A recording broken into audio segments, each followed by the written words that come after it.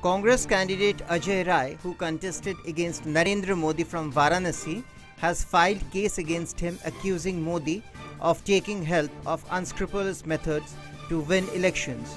Rai accused Modi of concealing facts and rigging the election. अच्छी तरीके से हो, चुनाव के नॉर्म्स के अनुसार हो, चुनाव आयोग के नॉर्म्स के अनुसार चुनाव कराए जाएं और ये पूरे देश के अंदर प्रयास किया चुनाव आयोग ने।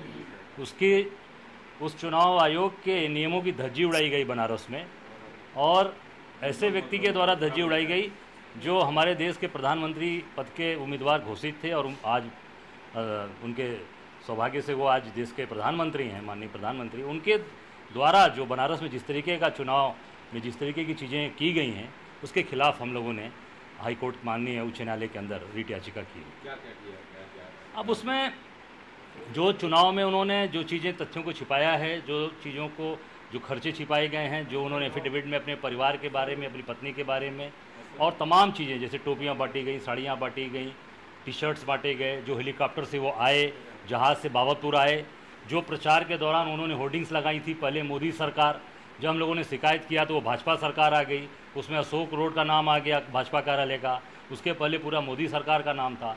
ये सारी चीज़ें हम लोगों ने उसमें दिया है और उस पर हम लोगों ने माननीय उच्च न्यायालय में ये रिट में मांग की है कि इनका चुनाव निरस्त किया जाए।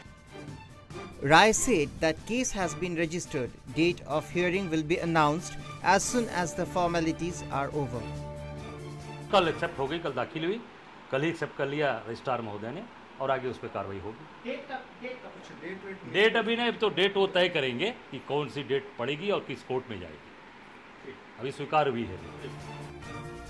BJP is yet to react over the accusations made by Rai. However, it will be interesting to watch the outcome of the case.